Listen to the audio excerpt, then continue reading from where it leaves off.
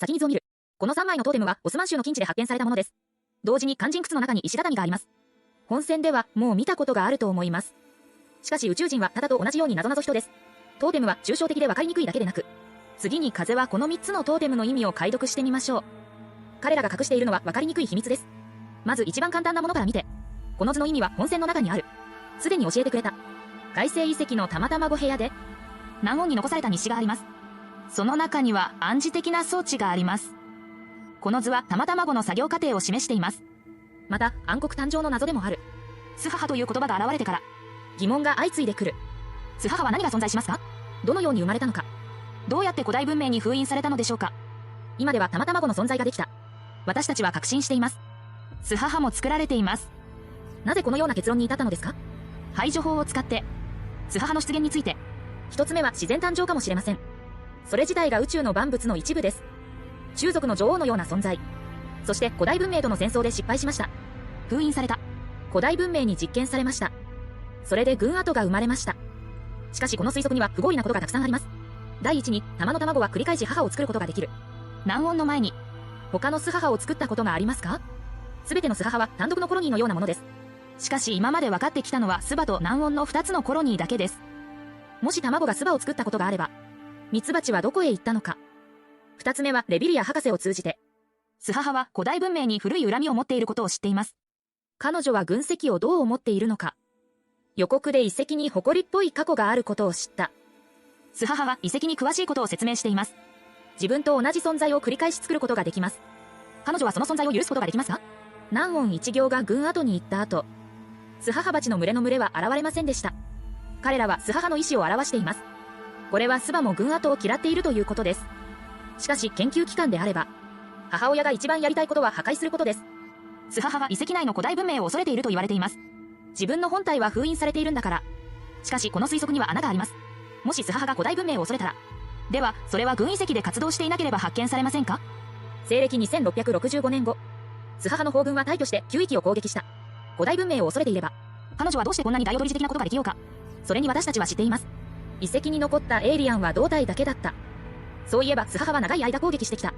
軍石の異常に気づいていたはずです。自分を脅かす場所の存在を容認することができます。彼女はここに詳しいということです。でも慣れているので軽挙モードをできません。これが巣母が生まれた2つ目の推測です。彼女も古代文明の創造物だ。同じように軍の遺跡で生まれました。玉の卵から変化してきました。昔風ちゃんもこんな憶測をしたことがあります。運が悪いのは古代文明の生き物軍団だ。彼らの開墾を手伝って土を開く。他の文明を侵略して存在する。今から見ても不可能ではない。巣母の古文明への恨みは彼女が古代文明の手から生まれただけではない。不幸にも転換する代償があります。領艦の言葉を聞いてみましょう。すべての人が変換プログラムの犠牲になり、南音は最後に希望する実験体を意味します。南の音の変換は単純ではない。同校舎全員の命のエネルギーを犠牲にしたのです。材料として南音を点火させました。その中には就任清流、就任朱雀が含まれています。玄武に就任する。これはストーリーにも証拠があります。証拠1は遺跡内の日誌です。人間の体がどのように搾取されているのかを記録しています。最後に水晶体に変化したのは、そうです。遺跡の中にある水晶体は皆死んだ死体だ。彼らの生命エネルギーは遺跡に吸収されています。そして玉卵に供給しました。2つ目は南音変換の時間に戻りましょう。玄玉マモが生き餌の死体を掴んだのがよく見えます。そして周辺の装置に入りました。これらは南音に供給されるエネルギーです。しかしこのように変換された南音は強くありません。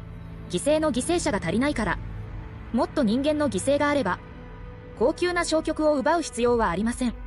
自分の実力が巣母に及ばないことを知っているからだ。原玉遺跡を襲ったんです。高度な暗雲の結晶を吸収する。母親がどれだけの犠牲を払ったか想像できますか？私の推測は人種全体です。古代文明は巣母の種族全体を犠牲にした。彼女の存在を作ったんです。これも巣母が古代文明を憎んでいる理由です。同時にここを破壊しなかった理由です。遺跡は悲しい場所に違いない。これらの情報を知って、この図を見ると簡単です。一番下の小さな円。すべての生物の生命力を象徴しています。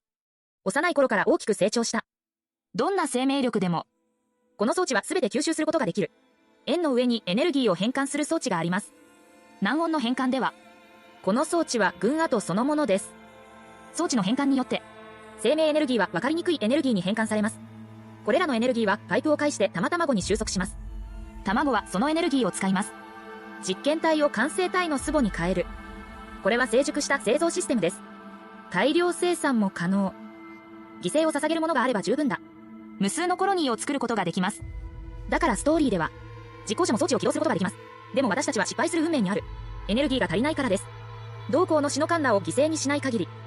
それが原玉守衛が襲った理由です。両カンラは生贄にされた。風ちゃんこれらの推測は空穴ではありません。ベラの無秩序な深淵の中で、生物の死体の上を歩く強化者をよく見かけます。レビリアの経験から、排量域体は食事を必要としないことが分かりました。生物の生命力を汲み取っています。これは大晦日と生命エネルギーの関係を証明しています。次は2枚目の図です。この写真はきっと多くの人が不思議に思うでしょう。しかし角度を変えるだけです。何を言っているのかすぐに分かります。平面図ではありません。立体図です。すべての円は独立して存在する。それらは幾重にも重なっています。中央の柱に通されて、しかしその中には特別な円があります。それがこれです。2本の辺の距離から見ると、厚さがあります。ここの厚さに対応しています。この図形はあなたに何を思い出しましたか？ふーちゃんが最初に考えたのは北欧神話の世界の木です。ユクトラヒルとは、北欧神話では、この巨木の枝は世界を構成している。そしてこの木には9つの世界が存在します。これが有名な9回伝説です。風はよく知っている例をいくつか挙げてみましょう。第1回アスガルド。オーディンと雷神の故郷はここです。マーベル中黒ユニバースでも使用されている。第4回ミドガルド。ここは人間の居場所だ。陸といえばあまり印象がないかもしれません。しかしミドガルドの外には果てしない海があります。ここには世界の大蛇が住んでいます。つまりイエス中黒モンガドです。様々なゲーム作品にも登場します。有名なのは戦神の大蛇のようです。イエモンガデの名前は幻の塔のゲームにも登場します。面白いことにイエモンガには2人の兄弟がいます。巨大狼フィンリアと死神ヘラです。これらの神話の要素は幻想塔にも反映されている。これが神話的な要素だとすれば、それは第9解明会の中で、地獄を司るのは死の女神ヘラだ。これは幻の塔の多くが北欧神話から来ている証拠です。それだけでなく、フリガ、ワルキリーの名前は北欧神話に由来しています。世界の木の設定を参考にすることは可能です。すべての円を世界だと考えると、その中を貫く柱に新しい説明があります。これを円流と言います。様々な世界を貫く時空の通路です。今回のストーリーでは、もう一つの設定は肯定されました。それが円流の発生である。これは、博士はそれを起動できます。私の体内のエネルギーはこうしているようです。海域体のエネルギーで駆動できる装置のようですが、これらの作られた円流の彼方がどこへ通じているのかわかりません。レイビリアの暗黒エネルギーだけが円流を形成することができる。これは可能性を示しています。古代文明が不運を作り出したのは、円流を開くために力が必要だからです。様々な世界を行き来しています。例えば難音の円流は、後から新しい面を解放し続けても、転送することもできます。しかし、ここの図は単なる概念図です。これだけの世界しかないというわけではありません。ここの円の数も9回と一致しません。一番面白いのはこの円です。他の円の配列は規則的です。それだけが元のシステムから抜けてしまった。この円は他の円とは違うに違いない。円に時空の意味を与えると、ここが空間閉鎖の地です。つまり9域です。でもそれは違うよ。大災害は西暦2664年に発生した。間星は完全に分かれた。でもここのトーテムはここ数年だけではありません。まさか未来を予言したのだろうか。あるいは考え方を変えることができます。枝星が様々な時空に分裂したのではありません。枝星の分裂した破片が様々な時空に入っています。私たちはそれらを一面と呼ぶこともできます。これらの名詞は幻冬に出現したことがあります。一面も時空も同じ意味を表しています。円流は様々な面を貫く鍵です。円流に必要なのは大晦日のエネルギーです。これによって分かりにくい玉卵を点火させる装置が生まれました。しかしこれには重要なエネルギーの参加が欠けています。その名前は元能です。ゲームでこんな質問をしたことがあります。不運が現れて初めて元能が生まれた。それとも本来の能力自体が存在するのでしょうか。この謎の答えは無秩序な深淵にもあります。黒石議場の裏に大量の浮遊光が吸い込まれて分解されているのが見えます。これは無秩序な深海の主要なエネルギー源です。大晦日の発生は本来の能力から離れられない。古代文明が9つの領域で変容実験を行った理由でもあります。ここには多くのエネルギーが含まれているからです。最後に3つ目の図です。これは左右対称の図です。左右に1つずつ楽器を吹いている触手生物。変わった顔をしているけど、しかし私たちには外目の区別ができます。手にも笛のような楽器が包まれています。今同じス母であるナンオンを思い出させます。本当のス母も同じかもしれません。彼女たちの後ろにはそれぞれ三角の破片があります。その間にはダイヤモンドがあります。三角形の破片はダイヤモンドパターンの上にあったと推測できます。今は二分されています。2つの三角破片を集めると、次の時空に向かった時かもしれません。この3つのパターンを理解すると、巨大な陰謀が現れました。幻冬の現在の歴史を直接カバーしています。西暦2316年、人類は惑星間植民を始めた。巨大飛行船遠望号を運転して遠征航行を開始した。目的地は枝星です。しかし紀元2531年には、つまり出発215年後に未知の天体群に襲われました。